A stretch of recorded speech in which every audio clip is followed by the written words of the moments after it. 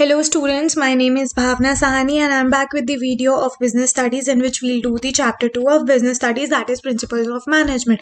अब जैसा कि बहुत कम टाइम बचा आप लोगों के बोर्ड्स के लिए, I request you to study all the subjects very carefully और टाइम वेस्ट बिल्कुल भी मत कीजिए। एंड मैंने जितनी भी वीडियोस अपलोड करी है या करूँगी आगे बिजनेस स्टडीज़ और इको से related, please do that carefully, क्योंकि आई एम 100% श्योर कि उनमें से बहुत सारे क्वेश्चंस आएंगे एंड उसमें से बहुत ज़्यादा इंपॉर्टेंट पार्ट आपके सिलेबस का कवर भी हो रहा है। एंड अगर आप वो वीडियोस अच्छे से करेंगे या आने वाली वीडियोस अच्छे से करेंगे तो you will going to score really well in your boards, ठीक है, specially in eco and business studies. So जो आज की वीडियो है हम उसमें चैप्टर 2 करेंगे, बिजनेस स्टडीज का प्रिंसिपल्स ऑफ मैनेजमेंट। एंड इस वीडियो को भी, इस चैप्टर को भी मैंने 2 पार्ट्स में डिवाइड किया है, that is part A and part B.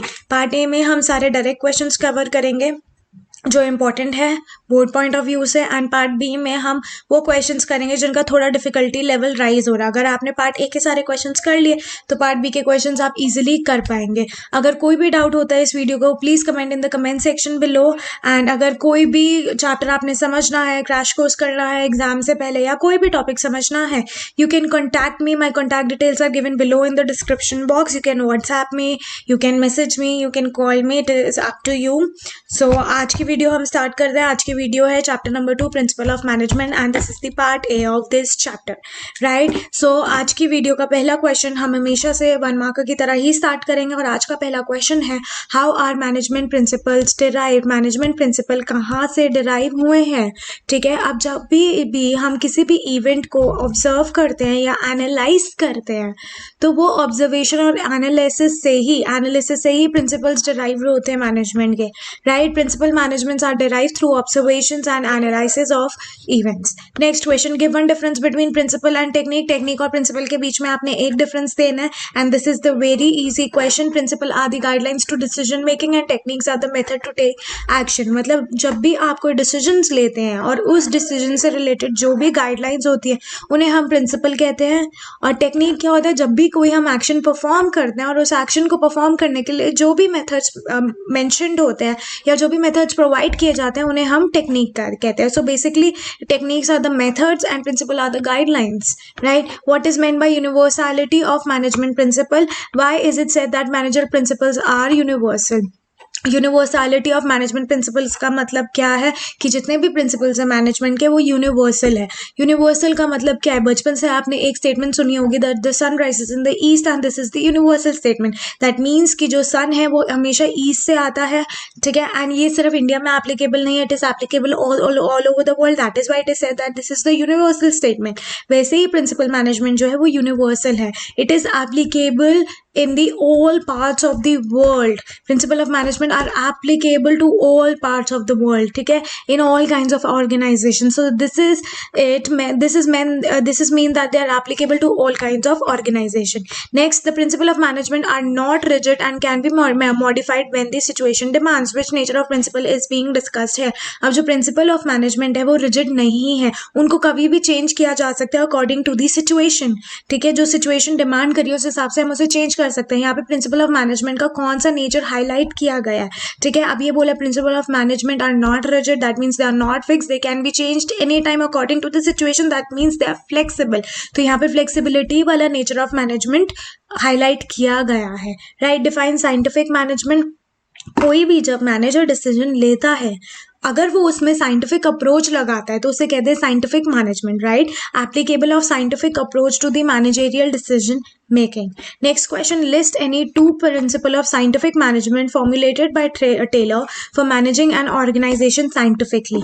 अब जो साइंटिफिक के जो टेलर के प्रिंसिपल्स थे वो कौन से थे, साइंटिफिक प्रिंसिपल्स ऑफ मैनेजमेंट, कि हम ऑर्गेनाइजेशन को साइंटिफिकली कैसे हैंडल कर सकते हैं, हम साइंटिफिक अप्रोच लगा के कैसे डिसीजंस ले सकते हैं। ये प्रिंसिपल्स किसने दिए थे, टेलर्स ने दिए थे। और इस क्वेश्चन में आपने सिर्फ 2 प्रिंसिपल के नाम बताने हैं, लिस्ट लिखा है सिर्फ नाम बताने हैं, अगर एक्सप्लेन लिखा होगा तो आपने एक्सप्लेन करने होते हैं, वैसे तो 1 मार्कर में आपको सिर्फ नाम बताने हैं, ठीक है। Science not rule of thumb, right. Next is harmony not Discord. अब ये है क्या, अभी मुझे नहीं पता आप लोगों ने चैप्टर ढंग से पढ़ा है या नहीं, बट ये हम डिटेल में आगे ही इसी वीडियो में कवर करेंगे, right. Next question is factory owner, hold on, Factory owner or managers are relied on personal judgment in attending the problems they confronted in the course of managing their work. Which principle of Taylor is referring to? अब question क्या है, जो factory owners है या फिर जो managers है, जो फैक्ट्री ओनर्स और मैनेजर्स हैं वो किस चीज पे रिलाइड है? They are relied on the personal judgement. For what? For attending the problems they face. जब वो वर्क मैनेज कर रहे हैं, जब एक ओनर या एक मैनेजर, फैक्ट्री ओनर या फैक्ट्री मैनेजर अपनी फैक्ट्री का, अपनी ऑर्गेनाइजेशन का वर्क मैनेज कर रहा है, ठीक है, मैनेज करते हुए जो प्रॉब्लम्स आ रही हैं उन प्रॉब्लम्स को वो जब फेस कर रहा है, then he is relying on the personal judgement. Right. तो यहाँ पे कौन सा प्रिंसिपल टेलर का रेफर हो रहा है? एक तो पहली बात टेलर का प्रिंसिपल है, दैट मीन्स साइंटिफिक प्रिंसिपल की बात हो रही है. तो यहाँ पे कौन सा साइंटिफिक प्रिंसिपल टेलर का एप्लीकेबल हो रहा है? रूल ऑफ थंब, जो हमने अभी ऊपर वाले क्वेश्चन में पढ़ा था यहाँ पे. Right. Next, what do you mean by mental revolution? Mental revolution क्या होता है? मेंटल रेवोल्यूशन मीन्स जब भी वर्कर और मैनेजर्स के एटीट्यूड में चेंज आता है, ठीक है, फ्रॉम कॉम्पिटिशन टू कॉर्पोरेशन, तो उसे कहते हैं mental revolution. For example, if they are 5 workers working in a factory, अगर वो 5 वर्कर कॉम्पिटिशन ले, एक दूसरे को कॉम्पिटिशन की तरह कंसिडर करें, एक दूसरे के साथ कोऑपरेट ना करें, तो वो ऑर्गेनाइजेशन को या अपनी फैक्ट्री को ढंग से नहीं चला पाएंगे. सो हमें एज अ कॉम्पिटिशन अपने वर्कर्स के साथ काम नहीं करना चाहिए, ठीक है, हमें कोऑपरेशन से काम करना चाहिए, एक दूसरे के साथ कोऑपरेट करके काम करना चाहिए. और जब वर्कर्स और मैनेजर्स का एटीट्यूड चेंज होता है, ठीक है, फ्रॉम कॉम्पिटिशन टू कोऑपरेशन, तो उसे कहते हैं mental revolution. So let's read this. Mental revolution means revolutionary changes in the attitude of both workers and manager from competition to cooperation. Right. I hope I am clear till here. Then next question is, principle of corporation not individualism is an extension of which principle given by Froel? Fuel ने कौन से principles दिए थे? अभी हम वो आगे पढ़ेंगे सारे के सारे प्रिंसिपल, लेकिन यहाँ पे एक प्रिंसिपल के बारे में लिखा हुआ है, वो है प्रिंसिपल ऑफ कॉर्पोरेशन, कि एक दूसरे के साथ कॉर्पोरेट करना चाहिए, कॉम्पिटिशन लेके नहीं चलना चाहिए, इंडिविजुअलिज्म की तरह नहीं चलना चाहिए. तो इसका क्या मतलब हुआ? यहाँ पे कौन सा प्रिंसिपल अप्लाई हुआ? Principal of harmony not Discord. Harmony का क्या मतलब होता है? When you guys cooperate with each other for achieving the common goals of your organization, तो हम बोलते हैं यहाँ पे हार्मनी मेंटेन की जा रही है. तो यहाँ पे कौन सा प्रिंसिपल अप्लाई हुआ है? फ्यूल का principle of harmony. Right. Next is, what is the aim of method study? Method study का एम क्या है? Aim is to find the best method of doing the job. मतलब you have so many methods of doing a particular task. अब उस methods में से, for example, you have 3 methods for doing a particular task. तो इन 3 method में से आप कौन सा मेथड चूज करोगे? वो मेथड चूज करोगे जिसके ज़्यादातर बेनिफिट होंगे और नेगेटिव एस्पेक्ट्स उनके बहुत कम होंगे, वो मेथड चूज करोगे. सो जो बेस्ट मेथड आप चूज कर रहे हो for doing the job, that is the aim of the method study, that is the choosing the best one for doing the job. Right. What is the aim of doing motion study? Motion study का क्या aim है? The aim of this study, the aim of motion study is to eliminate unnecessary movement so as to ensure timely and completion of work. मतलब motion study का क्या मतलब होता है कि कोई भी अननेसेसरी मूवमेंट, कोई भी ऐसा काम हमें नहीं करना जिससे हमारा टाइम वेस्ट हो और हमारा काम लेट खत्म हो. ठीक है, we have to avoid all the unnecessary movement. और जब हम अननेसेसरी मूवमेंट अवॉइड करेंगे, then it will be ensured कि हमारा काम टाइमली खत्म हो रहा है. Right. What is the purpose of time study? Time study का पर्पस क्या है? To estimate, determine a fair day's work, कि पूरे दिन में हमें क्या काम करना है, कितनी देर में करना है. So that is the purpose of time study. Right. Next is, name the technique of Taylor. मतलब टेलर की टेक्निक बतानी है. ठीक है. Which is the strongest motivator for a worker to reach the standard performance. मतलब कोई ऐसा principal बताओ, ऐसी टेक्निक बताओ टेलर की जो वर्कर को स्ट्रांगली मोटिवेट कर रही है कि उसको अपना स्टैंडर्ड परफॉर्मेंस कंप्लीट करना है. That is differential piece wage system. Differential piece wage system के हिसाब का मतलब ये होता है कि जितना प्रोडक्शन आपने किया, आपको पर पीस के हिसाब से पैसे मिलेंगे. इससे वर्कर को मोटिवेट किया जा सकता है ताकि वो अपना टारगेट पूरा अचीव कर सके. Right. Next question number 14. The director of XYZ Limited, an organization manufacturing computer. मतलब जो डायरेक्टर है किसका डायरेक्टर? XY लिमिटेड का। XY लिमिटेड क्या है? एक ऑर्गेनाइजेशन है जो कंप्यूटर मैन्युफैक्चर कर रही है, ठीक है। They want to double the sales, ठीक है। अब इनका टारगेट क्या है? They want to double the sales. They have given the responsibility to the sales manager, और उसकी रिस्पॉन्सिबिलिटी उन्होंने किसको दे दी? सेल्स मैनेजर को दे दी। The sales manager has no authority to increase the sale expenses or appoint a new salesman. अब क्या हुआ? उन्होंने रिस्पॉन्सिबिलिटी दे दी सेल्स मैनेजर को, लेकिन अथॉरिटी नहीं है सेल्स मैनेजर के पास कि वो सेल्समैन और रखे या सेल्स के एक्सपेंसेस बढ़ा सके। Hence he could not achieve the target, जो टारगेट उसे दिया गया था कि सेल डबल करनी है, वो अचीव नहीं कर पाया। तो identify the principle violated in this situation. ऐसा कौन सा प्रिंसिपल है जो इस सिचुएशन में वायलेट किया है? That is principle of authority and responsibility. मतलब कि रिस्पॉन्सिबिलिटी तो तुमने दे दी कि टास्क ये खत्म करना है, ठीक है, लेकिन तुम उसे अथॉरिटी भी तो दो एक्शन लेने की। तुमने उसे रिस्पॉन्सिबिलिटी दे दी कि भाई तुमने किसी भी तरीके सेल्स को डबल करना है, बट उसको अथॉरिटी तो दो कि वो सेल्स एक्सपेंसेस को बढ़ा सके या सेल्समैन को और रख सके। How will he increase the sale? How he will double the sale until and unless he gets the authority to take an action related to that aim, ठीक है।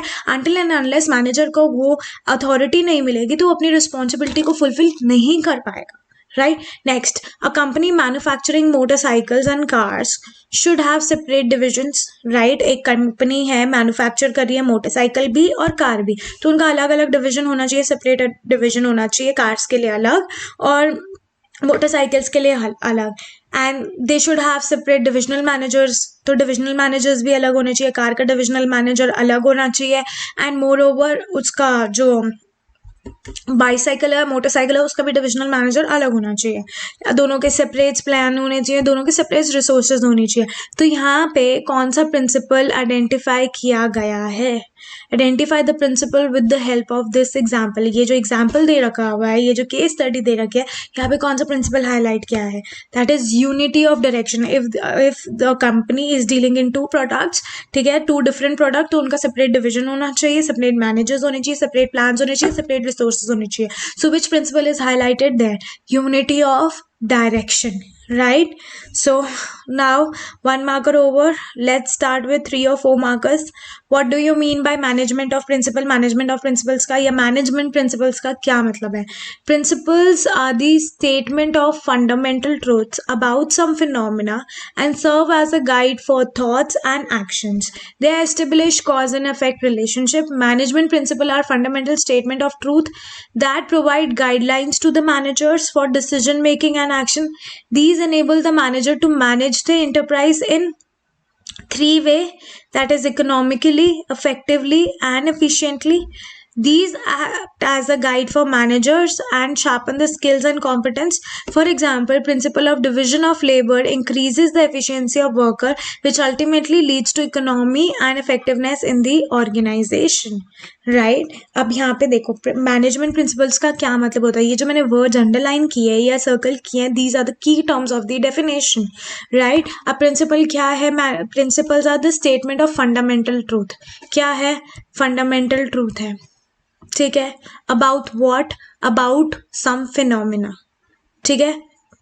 किसके फंडामेंटल ट्रूथ है? कुछ फिनोमिना के फंडामेंटल ट्रूथ है जो serve करते हैं guide, which serve as a guide. मतलब ये एक तरह से गाइडेंस है, ठीक है। किसकी गाइडेंस? की हमें क्या कैसे सोचना है, हमें कैसे एक्शन लेना है। So basically the principles are the fundamental truth for phenomena which serve as a guide for thoughts and action. Basically ये जो फंडामेंटल ट्रूथ है हमें गाइड कर रहे हैं कि हमें क्या एक्शंस लेने हैं, कैसे सोचना है, ठीक है। Basically they are creating a cause and effect relationship, cause and effect relationship establish कर रहे हैं। सो बेसिकली जो मैनेजमेंट प्रिंसिपल है वो एक फंडामेंटल ट्रूथ है जो मैनेजर्स को गाइडलाइन की तरह मतलब एक गाइडलाइंस है मैनेजर के लिए। Basically what are the principle of management?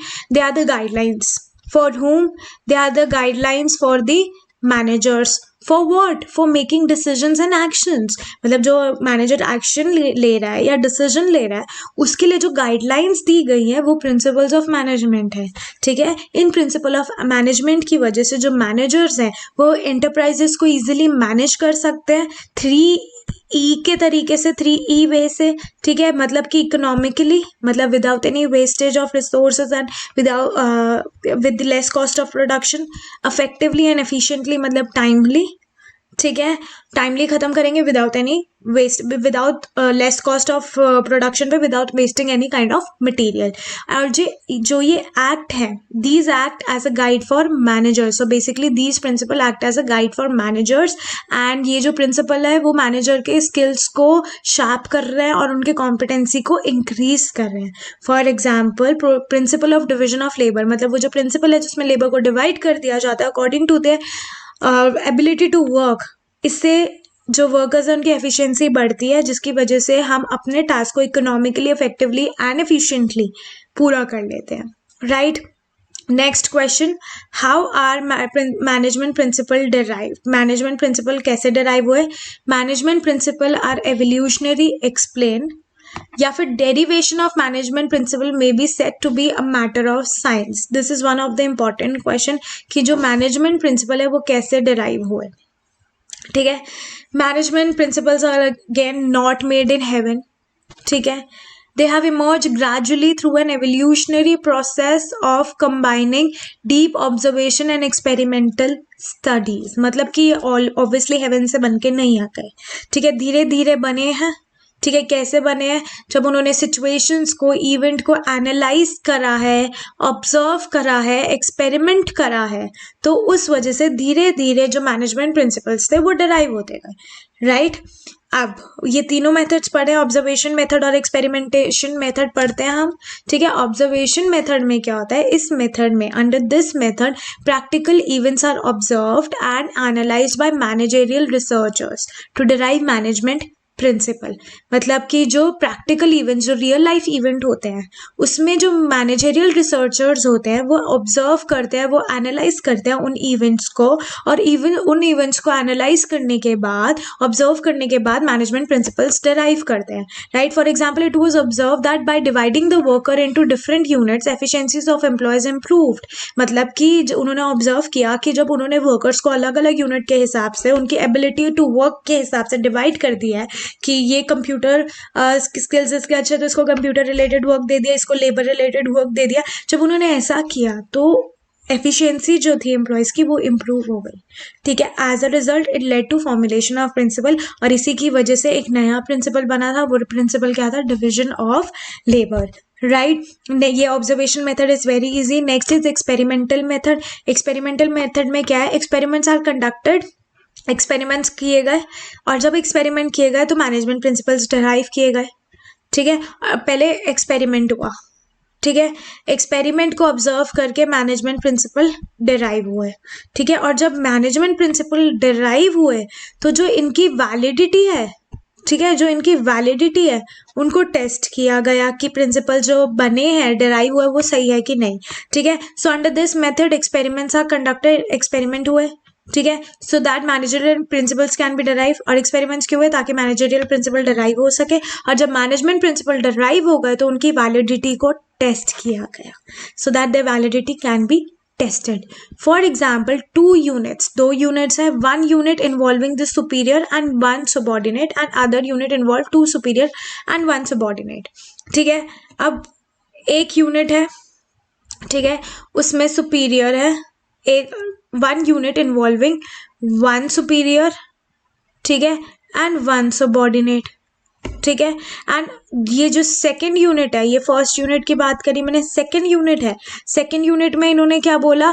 2 superior, ठीक है, and 2 subordinate, right. So I am repeating again. For example, 2 units है, एक यूनिट में एक सुपीरियर और एक सबॉर्डिनेट है, और दूसरी यूनिट में 2 सुपीरियर है, ठीक है, 2 superior and 1 subordinate, sorry 1 subordinate, ठीक है। They were taken, it was found that unit having 1 superior and 1 subordinate, ये वाली जो यूनिट जिसमें एक सबॉर्डिनेट है, एक सुपीरियर है, दे परफॉर्म बेटर, उन्होंने बेटर परफॉर्म किया एज अ रिजल्ट, और इसकी वजह से एक नई पॉलिसी मिली, that is unity of command, unity of command, ठीक है। अब जैसे मैं इसका एक और एग्जाम्पल दे रही हूँ। फॉर एग्जाम्पल, मैं हूँ, मेरे अंडर एक सुपीरियर है, या सॉरी मेरे अंडर एक सबॉर्डिनेट है and I am the superior, so I am telling him to do this and that work and he is doing that work, right. लेकिन अगर उसी सबॉर्डिनेट के ऊपर दो सुपीरियर हो जाए, तो एक सुपीरियर अलग काम दे रहा है, दूसरा सुपीरियर अलग काम दे रहा है, तो वो काम इजीली नहीं कर पाएगा. सो इट वाज ऑब्जर्व्ड कि जो फर्स्ट यूनिट थी उसमें जो वर्कर्स थे वो बेटर काम कर रहे थे, और उसके बाद उन्होंने एक नया प्रिंसिपल डिराइव किया, that is unity of command, right. From the above it can be concluded कि जो ऑब्जर्वेशन और एक्सपेरिमेंट्स है, अब यहाँ से कंक्लूजन शुरू हो गया, ठीक है. So you can write this from the next paragraph, और इससे बोलना है कि ऑब्जर्वेशन मेथड और एक्सपेरिमेंटेशन मेथड से ये कंक्लूड हुआ कि इन दोनों मेथड से जो मैनेजमेंट प्रिंसिपल है वो डिराइव किए जा सकते हैं, फॉर्मुलेट किए जा सकते हैं, और वो एवोल्यूशनरी होते हैं, ठीक है. मतलब it can be changed, hence derivation of management principle can be said to be a matter of science. इसी वजह से बोला जाता है कि जैसे जैसे प्रिंसिपल डिराइव किए जाते हैं ऑब्जर्वेशन मेथड से और एक्सपेरिमेंट मेथड से, तो it is a matter of science, क्योंकि साइंस में भी ऑब्जर्वेशन की जाती है, ठीक है, साइंस में भी एक्सपेरिमेंट किए जाते हैं. It is worth mentioning here that even the derivation of management principle is a matter of science, their application remains a matter of art, ठीक है. जिस तरीके से प्रिंसिपल डिराइव किए जा रहे हैं तो वो ऑब्जर्वेशन मेथड और एक्सपेरिमेंटेशन मेथड से किए जा रहे हैं, तो हम यहाँ बोल सकते हैं they are the matter of science. But जब इन्हीं प्रिंसिपल्स को अप्लाई किया जाता है तो हम बोलते हैं this is the matter of art, क्योंकि हर एक मैनेजर अपनी क्रिएटिविटी, अपनी नॉलेज लगाता है, ठीक है. The success of manager depend upon how skilfully they put these principle of into practice. अब मैनेजर की सक्सेस किस पे डिपेंड करती है? उस पे डिपेंड करती है कि वो इन प्रिंसिपल्स को कितनी इफेक्टिवली यूज करते हैं, कितने स्किलफुली यूज करते हैं, और स्किल्स किस में दिए जाते हैं? आर्ट में देखे जाते हैं, ठीक है. तो डिराइव किस मैटर से होता है?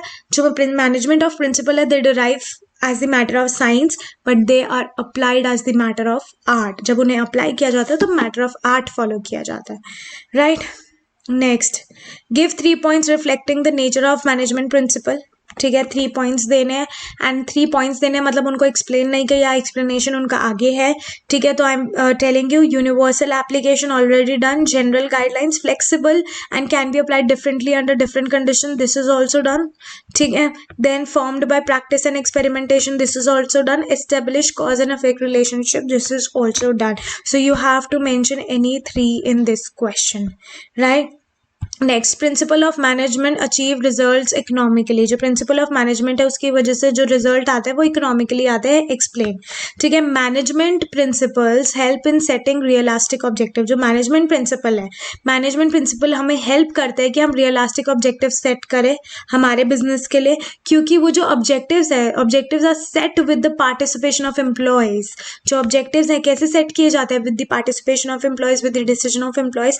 Hence the employee work to their full potential, अपनी फुल कैपेबिलिटी के हिसाब से वो काम करते हैं. देयर कमिटमेंट लेवल इंक्रीजेस, उनका कमिटमेंट लेवल इंक्रीज हो जाता है. क्यों? क्योंकि objectives of organisation become their own objective. जो ऑर्गेनाइजेशन के ऑब्जेक्टिव है वो अपने खुद के ऑब्जेक्टिव समझ के काम करता है, और जब वो ऑर्गेनाइजेशन के ऑब्जेक्टिव को अपने खुद के ऑब्जेक्टिव समझते हैं तो उनका कमिटमेंट लेवल बढ़ जाता है, वर्किंग कैपेसिटी बढ़ जाती है, right. For example, principle of maximum output. अब principle of maximum output rather than restricted one ensure more output. मतलब मैक्सिमम आउटपुट बनाने हैं, ठीक है, तो उसके लिए कौन सा प्रिंसिपल यूज करोगे? Principle of maximum output rather than the restricted one, क्योंकि more output lowers the cost per unit. जितने ज्यादा आउटपुट प्रोड्यूस होंगे उतनी ज्यादा कॉस्ट गिरेगी, hence profit per unit will increase. Profit हर एक यूनिट के हिसाब से इंक्रीज होगा. So let's read what is written here. Management principles help since realistic objectives for the business because the objectives are set with the principle participation of employees. Hence the employees work to their full potential and their commitment level increases because objectives of organization become their own objective. For example, principle of maximum output rather than the restricted one ensure more output. More output lowers the cost per unit and hence profit per unit increases.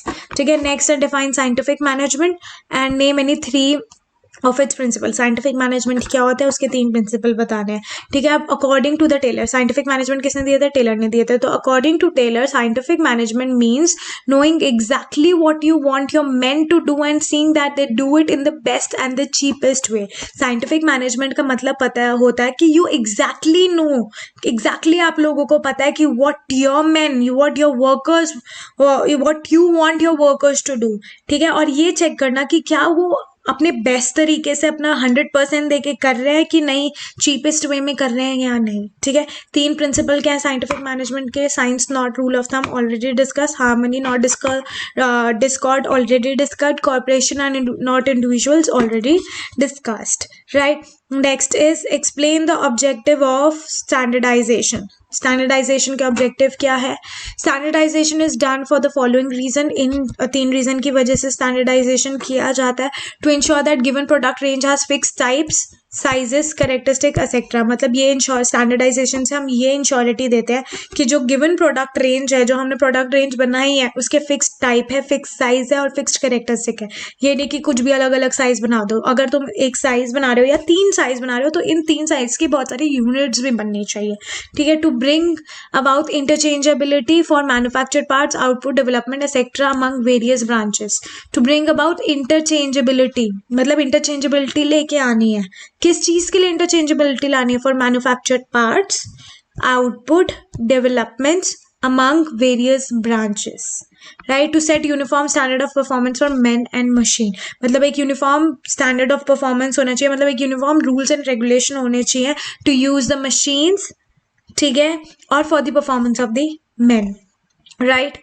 Next question, Which technique of tailor suggests that each worker should be supervised by specialist? मतलब ऐसी कौन सी technique है Taylor की जिससे आपको पता, जिसमें वो सजेस्ट कर रहा है कि हर एक वर्कर को कोई स्पेशलिस्ट ही सुपरवाइज करे, मतलब workers should be supervise by the specialist. And give the designation of any 4 specialist, 4 specialist की आपने डेजिग्नेशन देनी है, ठीक है, जो टेलर ने ही सजेस्ट करी है, right. The technique of functional foremanship suggest that each worker should be supervise by specialist. मतलब जो फंक्शनल फोमेनशिप है, ये जो टेक्निक टेलर ने दी थी, उसमें उसने बोला था कि हर एक वर्कर को एक स्पेशलिस्ट ही सुपरवाइज करे, तभी वो अपने गोल्स को अचीव कर सकता है। और जो डेजिग्नेशन उसने दी थी वो था instruction card clerk, route clerk, time and cost clerk and disciplinarian, ठीक है, disciplinarian. Next, What is double edge tool? Double edge tool क्या होता है, comment. Discipline is a double edge tool, ठीक है, डिसिप्लिन डबल एज टूल है। It is expected to strike a balance between forcing the discipline on one hand and motivating employees on the other hand. तो मतलब it is मतलब ये it is expected to strike balance between, मतलब ये balance maintain कर रहा है। एक साइड से आप डिसिप्लिनरेशन फोर्स कर रहे हो कि डिसिप्लिन होना चाहिए, आप फोर्स कर रहे हो लोगों को रूल्स एंड रेगुलेशन फॉलो करने के लिए, and on the other hand you are motivating the employees, right। so personnel interested with the enforcing it are expected to be competent and capable of achieving this balance. Employees must honor the commitment made by them and management must meet its promise to increase wages, declaration of bonus, etc. To achieve proper discipline, skills, superiors at all level, clear and fair agreements and judicious application of penalties, etc. are required. तो personnel interested with मतलब कि जिन पे वो लोग जिन पे trust किया जा रहा है, ठीक है, they are expected to be more competent। तो माना गया है कि वो ज़्यादा कॉम्पिटेंट है, और वो जो बैलेंस है और फोर्सिंग द डिसिप्लिन और मोटिवेटिंग द एम्प्लॉयज़ के बीच में वो पर्सनली कर पा रहे हैं जिन पे ट्रस्ट किया जा रहा है, ठीक है। So employees must honour the commitment made by them, मतलब जो एम्प्लॉयज़ है उन्होंने जो कमिटमेंट की है उसको फॉलो करना चाहिए, उन्होंने अपने कमिटमेंट को पूरा करना चाहिए। एंड जो मैनेजमेंट है उनको प्रॉमिस करना चाहिए कि अगर वो लोग अपना कमिटमेंट पूरा करेंगे तो वो उनको उनकी वेजेस को इंक्रीज कर सकते हैं, उनको बोनस दे सकते हैं, ठीक है। अगर तुम मोटिवेट कर रहे हो एम्प्लॉयज़ को, जो तुम जिन एम्प्लॉयज़ को मोटिवेट कर रहे हो, ठीक है, वही एम्प्लॉयज़ जो है दे maintain the balance between forcing the discipline and motivating the employees, right. And employees को जो एम्प्लॉयज़ ने कमिटमेंट की है कि हाँ हम ये टास्क पूरा करेंगे, then they should make that, they should do that commitment, they should fulfil that commitment, ठीक है। और मैनेजमेंट को प्रॉमिस करना चाहिए कि अगर वो कमिटमेंट फुलफिल करेंगे तो या तो उनकी वेजेस इंक्रीज होगी या उन्हें बोनस मिलेंगे, ठीक है। सो टू अचीव प्रॉपर डिसिप्लिन, ठीक है, प्रॉपर डिसिप्लिन अचीव करने के लिए, ठीक है, स्किल्ड सुपीरियर्स को हर एक लेवल पे एक क्लियर एंड फेयर एग्रीमेंट बनाना चाहिए, ठीक है। अगर कोई कुछ गलत करता है तो उसके लिए पेनल्टीज भी अप्लाई करनी चाहिए सो दैट वो चीज रिपीट ना। So this is how discipline is a double edge tool, कि हम उन पे फोर्स भी कर रहे हैं, हम एम्प्लॉयज को मोटिवेट भी कर रहे हैं। फोर्स कैसे, that we are maintaining the rules and regulation and all the employees has to follow that rules and regulation, एक एज ये हो गया। दूसरा एज हो गया कि हम उनको मोटिवेट भी कर रहे हैं। मोटिवेट कैसे कर रहे हैं, ये बोल के कि अगर तुम अपनी कमिटमेंट पूरी कर रहे हो या तुम अगर ये टास्क पूरा कर रहे हो या एक टारगेट उन्हें दे दिया कि ये टारगेट पूरा कर रहे हो तो तुम्हें बोनस मिलेगा, तुम्हारी सैलरी है, तुम्हारी वेजेस इंक्रीज हो सकती है। So this is how discipline is a double edge tool, right? Next is the explain the principle of unity of direction. Principle बताना है unity of direction का. This principle suggests that in an organization there should be one head. अब unity of direction में क्या बोला जाता है कि एक ही head होना चाहिए, ठीक है, एक ही प्लान होना चाहिए for a group of activities और एक ही ऑब्जेक्टिव होना चाहिए, ठीक है। मतलब होना चाहिए कि अगर एक डिपार्टमेंट है उस डिपार्टमेंट का एक ही हेड होना चाहिए, एक ही प्लान होना चाहिए, ठीक है। एंड जितने भी एम्प्लॉयज हैं, मतलब या जो भी डिपार्टमेंट है उसका सेम ऑब्जेक्टिव होना चाहिए, right. This helps in bringing unity of action, इससे यूनिटी ऑफ एक्शन मेंटेन रहती है, कोऑर्डिनेशन भी मेंटेन रहती है, लोगों के बीच में कन्फ्लिक्ट्स नहीं होते, ठीक है। If a company is manufacturing two different product, अगर दो डिफरेंट प्रोडक्ट बनाए जा रहे हैं देन उसके दो अलग अलग डिविजन्स होने चाहिए, अलग डिपार्टमेंट होने चाहिए for both the products. I have already discuss this type of question earlier. So each division, हर एक डिविजन का, हर एक डिपार्टमेंट का एक सेपरेट इंचार्ज होना चाहिए, एक सेपरेट प्लान होना चाहिए और एक सेपरेट रिसोर्सेज होने चाहिए, and so on, right? Next is an organization follows the principle of management. एक organization है principle of management follow कर रही है. What are the adverse effect of each of the following principles of management on the organization? तो उसके adverse effect क्या है, ठीक है। What are the adverse effect हर एक principle के जो ऑर्गेनाइजेशन में यूज किए जा रहे हैं। तो यूनिटी ऑफ कमांड का एडवर्स इफेक्ट बताना है, ऑर्डर का एडवर्स इफेक्ट बताना है, stability of tenure of personnel का एडवर्स इफेक्ट बताना है। तो यूनिटी ऑफ कमांड का एडवर्स इफेक्ट क्या है, if this principle is followed, अगर ये प्रिंसिपल फॉलो किया जा रहा है, work gets delayed, work delay किए जाते हैं, which result in the wastage of time and cost, ठीक है। अगर ये प्रिंसिपल फॉलो किया जा रहा है तो वर्क डिले हो रहा है और जब वर्क डिले होता है तो उसकी वजह से wastage of time and cost होता ही है, ठीक है। Next is order, it creates boredom among the employees due to rigidity provided in the principle. अब कोई तुम्हें ऑर्डर दे रहा है, you have to follow that, you have to fulfil that. So ये बोर्डम क्रिएट कर देता है एम्प्लॉयज के बीच में, क्योंकि वो अपनी खुद के चीज़ों को, अपने खुद के डिसीजंस को यूज नहीं कर पाते। Decision taken by top level, they have to follow those decision. So इस रिजिडिटी की वजह से जो ऑर्डर है, it creates boredom, right. Next is stability of personnel. Stability of personnel क्या है, if employees are not rotated on different jobs frequently, अगर employees को अलग अलग जॉब्स में नहीं भेजा जाएगा, they can specialise only in small part of the whole process of production. तो जितना प्रोसेस ऑफ प्रोडक्शन जितना बड़ा, उसमें वो स्मॉल पार्ट में ही स्पेशलाइज कर पाएंगे। सो इसलिए हमें हर एम्प्लॉयज़ को थोड़े थोड़े टाइम बाद डिफरेंट जॉब्स फ्रीक्वेंटली देनी चाहिए, एंड दस वो कभी वर्सेटाइल नहीं बन पाएंगे, अलग अलग तरीके के काम नहीं कर पाएंगे, बड़ा काम नहीं कर पाएंगे, छोटे से पार्ट का हिस्सा बन के रह जाएंगे। So it is very important कि हमें अपने एम्प्लॉयज़ को रोटेट करना चाहिए for different jobs frequently, right. So next question, okay, so now let's start with the long answer question. 3 ही लॉन्ग आंसर क्वेश्चन है, उसको करते हैं and then we'll end this video. और फिर नेक्स्ट वीडियो जो पार्ट बी होगी उसमें हम कुछ हायर डिफिकल्टी लेवल वाले क्वेश्चंस करेंगे। और अगर आपने ये वीडियो अच्छे से कर ली तो आप सेकेंड वीडियो के जो क्वेश्चन आंसर्स हैं तो थोड़े हायर डिफिकल्ट लेवल के, वो आप इजिली आंसर कर पाएंगे। So let's start with these questions. Explain the nature of management principle. Nature क्या है मैनेजमेंट प्रिंसिपल का, already done. Few points, universal applicability you have already done कि ये जो प्रिंसिपल ऑफ मैनेजमेंट है they are applicable to all types of organisation irrespective of their size and nature. Next is general guidelines. General guidelines में क्या है कि जो principle of management है वो सिर्फ एक गाइडलाइंस है कि आपने एक्शन कैसे परफॉर्म करना है, एम्प्लॉयज ने एक्शन कैसे परफॉर्म करना है। वो रेडीमेड सोल्यूशन नहीं है मैनेजरियल प्रॉब्लम का। You have to make a solution yourself. It is just a guidelines that आपने ऐसे एक्ट करना है, right. Formed by practice and experimentation, already done this point. जो प्रिंसिपल ऑफ मैनेजमेंट है वो एक्सपेरिमेंटेशन के थ्रू, ऑब्जर्वेशन के थ्रू, एक्सपीरियंस के थ्रू और मैनेजर्स के विजडम के थ्रू ही डिराइव होते हैं। Flexibility again already done. जो मैनेजमेंट प्रिंसिपल्स है they are flexible, they can be modified any time according to the situation. जिस तरीके से सिचुएशन डिमांड करती है उस चीज तरीके से प्रिंसिपल ऑफ मैनेजमेंट चेंज कर सकते हैं, ठीक है। Mainly behaviour, they are mainly behavioural in nature, ठीक है। जो प्रिंसिपल ऑफ मैनेजमेंट है they are behavioural in nature, क्योंकि हम ह्यूमन बिहेवियर से डील कर रहे हैं। Next is it creates cause and effect relationship. ये भी हम कर चुके हैं, मैंने कहा था हम नाम कर चुके हैं, मैंने कहा था ये पॉइंट आगे डिस्कस करेंगे, so we are discussing it है। जो प्रिंसिपल ऑफ मैनेजमेंट है वो कॉज एंड इफेक्ट रिलेशनशिप बना रहे हैं। क्यों? क्योंकि दे गाइड अस कि हमें क्या करना चाहिए, ठीक है।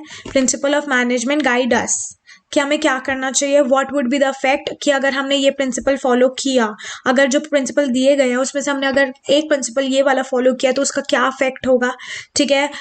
अकॉर्डिंग टू विच सिचुएशन हमें कौन सा प्रिंसिपल फॉलो करना चाहिए और उस प्रिंसिपल का क्या रिजल्ट होगा। So basically it is a cause and effect relationship, right. Next is contingent. Contingent का क्या मतलब है? The use of principle of management is contingent और dependent upon the prevailing conditions. मतलब कि जो प्रिंसिपल ऑफ मैनेजमेंट है उनको जिस तरीके से यूज करना है they are dependent upon the conditions, prevailing situation की सिचुएशन क्या चल रही है, ठीक है। Next question is explain the importance of principle of management. Importance क्या है प्रिंसिपल ऑफ मैनेजमेंट का?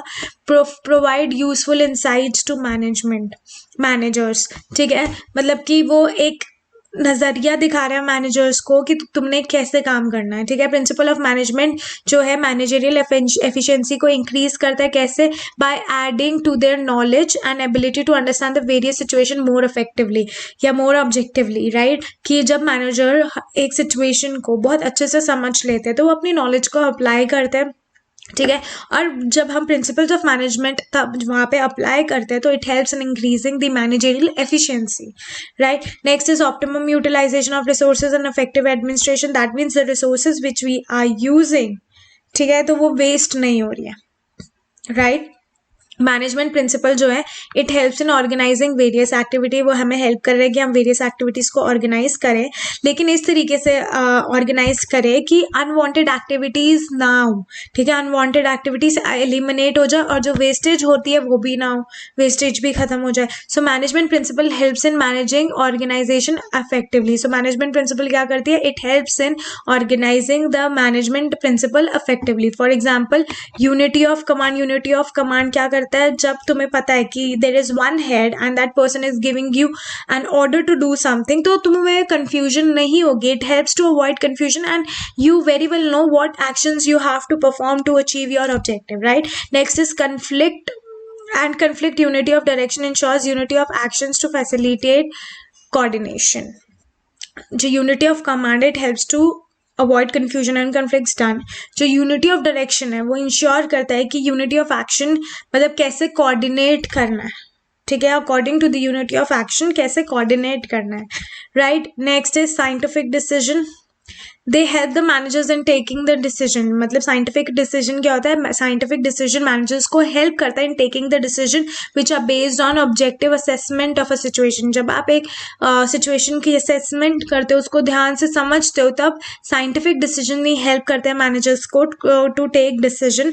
एंड दस डिसीजन जो लिए जाते हैं साइंटिफिक डिसीजन के through they are logical and they are free from any bias and prejudice. मतलब उसमें कोई बायसनेस नहीं होती, right. Next is meeting changing environment and requirement. मतलब चेंजिंग इन्वायरमेंट जो है उसको मीट करना, ठीक है। मतलब जो रिक्वायरमेंट्स है according to the environment changing, उन रिक्वायरमेंट्स को मीट करना।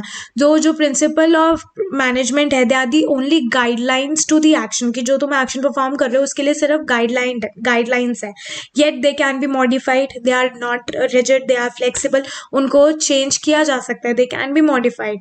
And how they can be modified? According to the requirement of the environment. जो एनवायरमेंट में चेंजेस आए उस हिसाब से हम अपने प्रिंसिपल्स को भी चेंज कर सकते हैं। दस principal of management helps in meeting changing requirement of the environment. इसी वजह से जो प्रिंसिपल ऑफ मैनेजमेंट है वो हेल्प करता है कि हम चेंजिंग इन्वायरमेंट को इजीली अडॉप्ट कर सके और उसके अकॉर्डिंग अपने प्रिंसिपल्स को चेंज करके अपने एक्शंस ले सके, right. Next is fulfilling social responsibility. Fulfilling social responsibilities में क्या है, जो प्रिंसिपल ऑफ मैनेजमेंट है they have been devised in such a way that they helps in fulfilling social responsibility. मतलब प्रिंसिपल ऑफ मैनेजमेंट इस तरीके से बनाया गया है कि ऑटोमेटिकली हमारी जो सोशल रिस्पॉन्सिबिलिटीज है वो फुलफिल हो जाती है, right. Next management training education and research.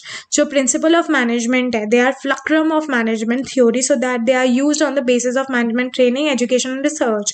So basically principle of management are used for the training, for the education and for the research, right. Last question for today, Taylor's principle of scientific management. Taylor ने कौन से principal दिए, scientific management के दिए, and fuel ने जो normal principal दिए management के, दे आर म्यूचुअली कॉम्प्लीमेंट्री, ठीक है, वो कॉम्प्लीमेंट्री है, ठीक है। Do you agree with this view? Yes, we agree with this view, ठीक है। You have to give 4 reasons for that. I have mention many reasons, but paper में अगर 4 मेंशन होंगे 4 लिखने हैं, 3 मेंशन होंगे 3 लिखने हैं। सो आपने पहले लिखना है यस, टेलर के जो साइंटिफिक प्रिंसिपल है वो फ्यूल के प्रिंसिपल ऑफ मैनेजमेंट, ये जो दोनों प्रिंसिपल्स है टेलर्स और फ्यूल के, दे आर म्यूचुअली कॉम्प्लीमेंट्री, ठीक है। क्यों कॉम्प्लीमेंट्री है? Because of the following reason. So basically Taylor's और फ्यूल के प्रिंसिपल के बीच का जो डिफरेंस है वो आपने बताना है, ठीक है। टेलर और फ्यूल, टेलर कौन है? He is a scientist, Fayol is a practitioner who practise these principles, right. Perspective क्या है? Taylor's principle and techniques are based on bottom upwards and bottom upward approach. जो टेलर के principle और technique है, ठीक है, वो कौन सी अप्रोच पे यूज किए जा रहे हैं? बॉटम अपवर्ड अप्रोच, ठीक है। और जो फ्यूल के प्रिंसिपल्स है they are based on top downward approach, ठीक है। स्कोप एंड एप्लीकेबिलिटी, टेलर के जो प्रिंसिपल और टेक्निक्स है they are relevant mainly with respect to production activity. जो टेलर के प्रिंसिपल है किस पे रेलेवेंट है?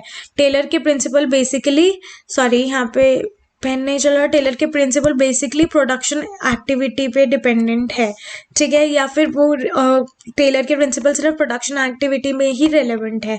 और फ्यूल के जो प्रिंसिपल है they have wider relevance in functional areas, ठीक है। फ्यूल के प्रिंसिपल का कहाँ यूज है? ज़्यादा फंक्शनल एरियाज में यूज है, ठीक है, समझ आया। Focus, Taylor's principle and technique are focused on workers efficiency and production. Taylor के प्रिंसिपल कहाँ फोकस कर रहे हैं? वर्कर्स की एफिशिएंसी पे और प्रोडक्शन पे। और फ्यूल के प्रिंसिपल कहाँ फोकस कर रहे हैं? वो ओवरऑल मैनेजरियल एफिशिएंसी को इम्प्रूव करने में फोकस कर रहे हैं, ठीक है। Modifications, Taylor's techniques are more specific in nature. Taylor's की जो टेक्निक है वो स्पेसिफिक इन नेचर है, ठीक है। And this should be applied without any modification, और बिना मॉडिफिकेशन के उन्हें अप्लाई करना चाहिए। और जो फ्यूल के प्रिंसिपल है they are more general in nature, ये बहुत ही ज़्यादा जनरल है नेचर में, and they can be applied in each and every in most of the organisation with some modifications. मतलब इसमें मॉडिफिकेशंस नहीं हो सकते, इसमें मॉडिफिकेशंस हो सकते हैं। दे आर रिजिड, ठीक है, दे आर फ्लेक्सिबल, कहने का मतलब मेरा ये है, ठीक है। Taylor expressed his thoughts and views under the theory of scientific management. Taylor ने ये सब प्रिंसिपली अपने थॉट्स एंड व्यूज कहाँ लिखे थे? उसने थ्योरी ऑफ साइंटिफिक मैनेजमेंट में लिखे थे। फ्यूल ने अपने आइडियाज कहाँ एक्सप्रेस किए थे? जनरल थ्योरी ऑफ मैनेजमेंट में किए थे, राइट। नेचर बताया, they are flexible, they are rigid, ठीक है। ये प्रिंसिपल ऑफ मैनेजमेंट है, मतलब ये फ्यूल के हैं, ठीक है, ये टेलर के हैं। नीचे टेबल थोड़ा उल्टा बन गया, यहाँ पे टेलर था, ऊपर यहाँ फ्यूल था, नीचे अलग है, ठीक है। सो टेलर के फ्लेक्सिबल है, सॉरी टेलर के रिजिड है, अभी मैंने ऊपर बताया आपको, और इसके फ्लेक्सिबल है फ्यूल के, right. So here are video ends, ठीक है। प्लीज गाइज ये क्वेश्चंस ध्यान से पढ़ लेना, ये बहुत इंपॉर्टेंट क्वेश्चन है चैप्टर 2 के, और इन्हीं क्वेश्चंस में से बहुत सारे क्वेश्चंस आ सकते हैं, and you will be able to answer each and every question from chapter 2 if you will going to study my both the videos. Part A I have uploaded today, part B will be my next video, and part B में मैं इसी chapter के थोड़े higher level वाले question upload करूंगी। So all the best guys, if you guys have any kind of doubt you can comment in the comment section below, and already मैं बता चुकी हूँ कि मेरे डिस्क्रिप्शन बॉक्स में कॉन्टैक्ट डिटेल्स दी हुई हैं, आप मेरे को कभी भी कॉन्टैक्ट कर सकते हैं for clearing your doubts, for understanding any topic और चैप्टर, और फॉर दी क्रैश कोर्स। बहुत ही कम टाइम बचा है बच्चों, पढ़ लो, ये टाइम वापस नहीं आएगा। अगर अभी नहीं पढ़े अच्छे से तो फिर फ़ायदा नहीं है। अभी इन 48 to 49 डेज में भी आप बहुत कुछ अच्छे से कर सकते हो। सो all the very best and please perform well, study well.